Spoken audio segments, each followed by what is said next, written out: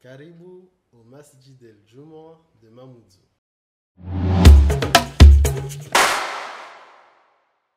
Je suis Arès Saïd Ali, chargé de mission et de communication auprès de l'association Masjid El Jumu'ah de Mamoudzou. L'association souhaite aussi rassurer l'ensemble de la population parce qu'il y a des questions soulevées par ce projet, des questions qui sont tout à fait légitimes par rapport au financement. Et à ce propos, on tient à préciser que nous sommes dans une démarche où nous recherchons des financements partout sur le territoire national, des financements qui peuvent venir, que ce soit de la population, mais aussi des entreprises.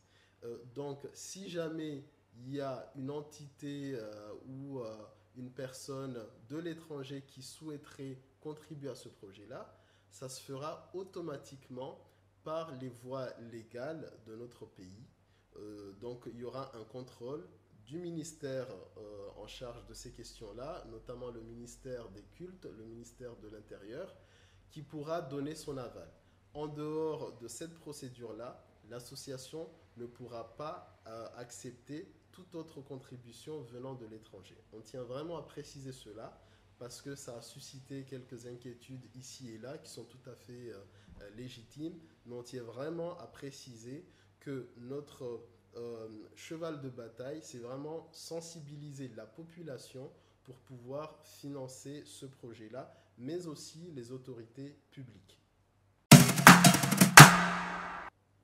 S'agissant du plan de financement proprement parlé de ce projet-là, comme je l'ai précisé un peu en amont, on fait appel à des dons privés, à des mécénats, à des entreprises qui souhaitent contribuer. D'ailleurs, on est dans une démarche de déclaration de notre association d'utilité publique pour pouvoir délivrer un quitus fiscal par rapport à ces généreux donateurs, qu'ils soient privés ou des particuliers, de simples particuliers.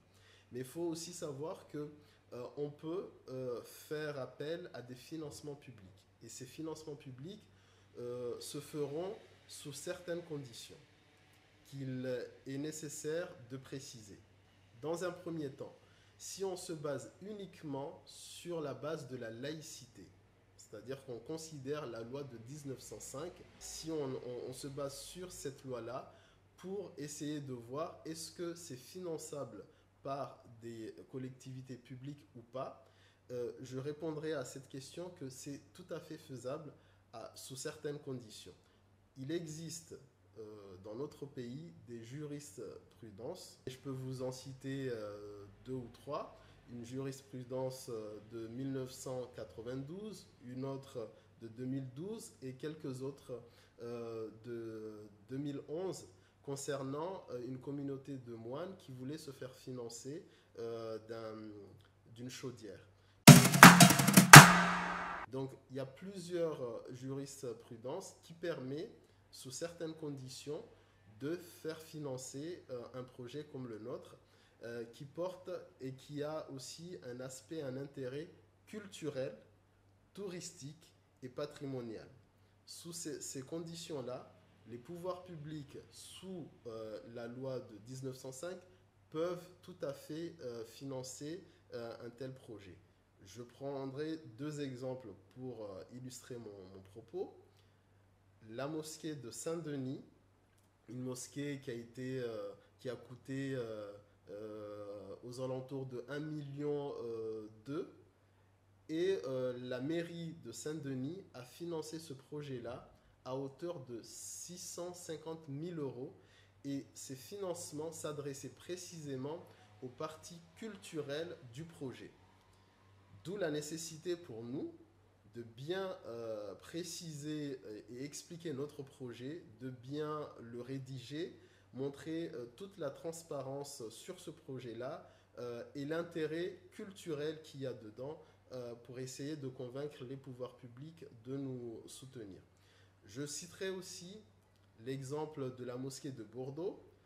une mosquée très ambitieuse qui a coûté 24 millions, donc un projet qui ressemble à peu près au nôtre. Et pour avoir des éléments comparatifs qui seraient tangibles, il faut comprendre que la population de Bordeaux était estimée en 2015 à un peu plus de 250 000 habitants plutôt.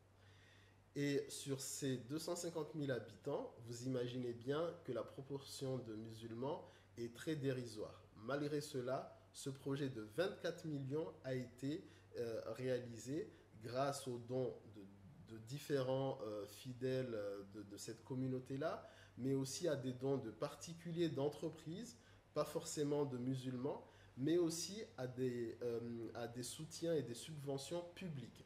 Je citerai l'exemple du ministre socialiste de l'époque qui avait soutenu via sa réserve parlementaire à hauteur de 50 000 euros. Et en étant président de la communauté d'agglomération de Bordeaux, il a aussi fait bénéficier à l'association porteuse de ce projet des subventions publiques grâce à ces jurisprudences qui permet de financer certaines parties d'un projet qui au départ semble un projet porté par une association religieuse, mais qui présente des aspects et des intérêts culturels et touristiques. Donc, si on se base uniquement sur la loi de 1905, ce projet-là est tout à fait finançable sous certaines conditions et sur certaines parties par les pouvoirs publics. Ça, c'est une première chose. La deuxième chose, concernant le contexte particulier de Mayotte, qu'il est important de préciser parce que beaucoup de personnes l'ignorent et il est quand même intéressant et nécessaire de préciser cela parce que, comme on a dit, c'est un projet qui va être réalisé d'abord par la population de Mayotte, par tous ceux qui souhaitent apporter leur contribution. Et face à cela, il faut connaître le contexte législatif de Mayotte. Et grâce au décret Mandel du 16 janvier 1939, Mayotte n'est pas soumise à la loi de 1905 de la séparation de l'Église et de l'État. Il n'y a pas que Mayotte, donc il faut bien comprendre parce que les Mahorais ont tendance à avoir peur des exceptions. C'est pas une exception. Le décret Mandel, c'est pas une exception mahoraise. C'est une exception qui est faite au territoire d'outre-mer, dont Saint-Pierre-et-Miquelon, la Guyane, la Martinique et Guadeloupe, la Réunion aussi, sous certains angles. Donc Mayotte, à ce jour, bénéficie de l'application pleinement du décret Mandel du 16 janvier. Et à ce propos, les pouvoirs publics, même l'État, peuvent financer même la partie cultuelle. Ça, il faut bien le préciser.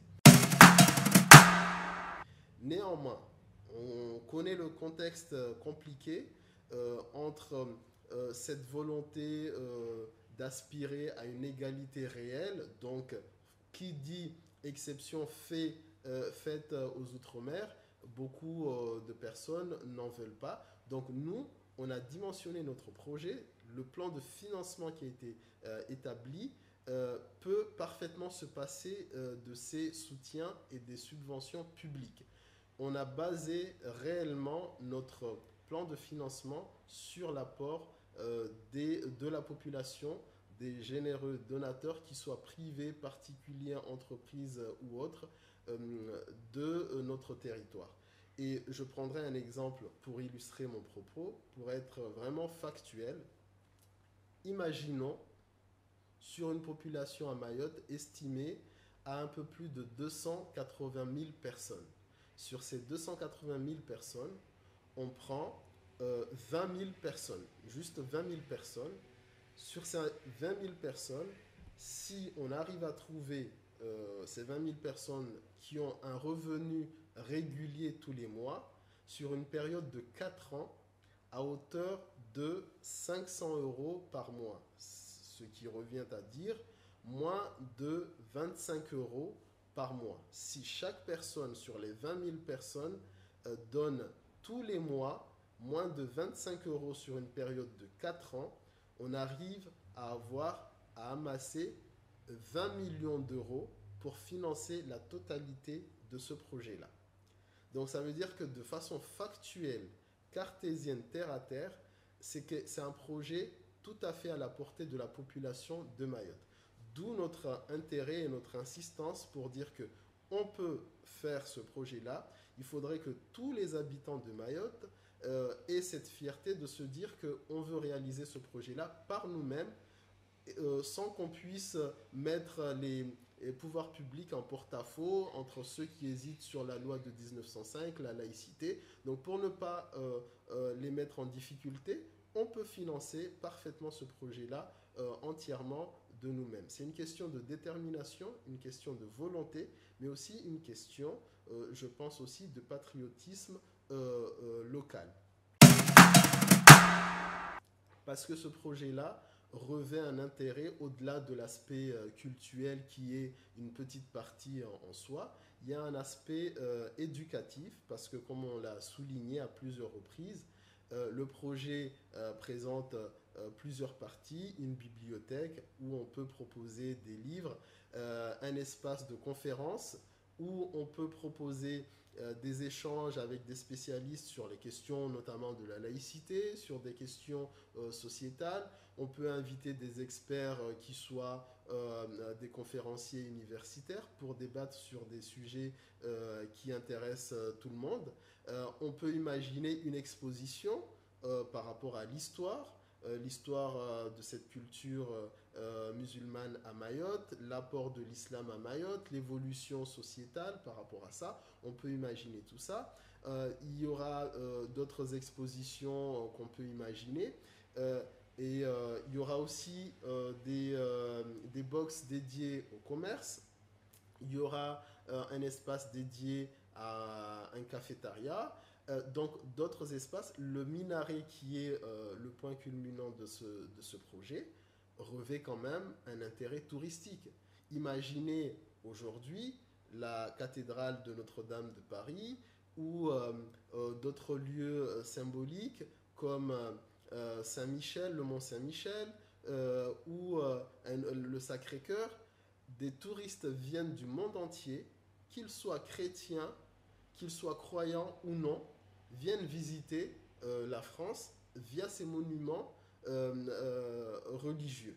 Donc un patrimoine à la base, certes cultuel, mais qui revêt un intérêt culturel, parce que c'est à travers ce monument que la culture française aussi elle est connue, mais aussi un intérêt touristique. Donc le minaret, mais l'ensemble du projet en soi, a cette ambition d'avoir un apport dans le développement culturel et touristique de Mayotte. Donc, qu'on soit croyant ou non, si on souhaite vraiment le développement de Mayotte, on y trouvera un intérêt à ce projet. Donc c'est pour ça que notre appel aux dons s'adresse à toute la population de Mayotte sans distinction aucune. Donc c'est très important de le souligner parce que ce projet-là se fera grâce aux dons des uns et des autres. En termes de calendrier, comme vous savez, c'est un projet assez colossal qui est estimé à ce jour à 13 millions, mais il faut qu'on soit dans la transparence totale. C'est un projet qui pourra terminer réellement même aux alentours de 18 millions d'euros. Il ne faut pas avoir peur des chiffres à le dire. Je vous ai dit que l'estimation qu'on peut faire avec les dons sur une période de 4 ans peut aller jusqu'à 20 millions d'euros. Donc cette fourchette-là rentre pleinement dedans. Mais au niveau du calendrier opérationnel, c'est un projet qui dépendra des moyens financiers. Donc il avancera en fonction des dons qu'on va recevoir, d'où la nécessité d'une mobilisation massive du territoire. Il faut comprendre qu'un tel projet peut tout à fait durer 5 ans, comme il peut durer 10 ans, voire plus. Tout dépendra des moyens qui seront mis à disposition via ces quêtes-là. Et c'est pour ça que nous, on va continuer cette campagne de sensibilisation et de quête de dons. Je vous remercie pour votre confiance et votre soutien. Encore une fois, merci pour cette belle levée de fonds de samedi dernier qui nous a permis de collecter à ce jour 57 000 €, sachant qu'il nous reste encore des enveloppes qui vont affluer d'ici la fin du mois de décembre.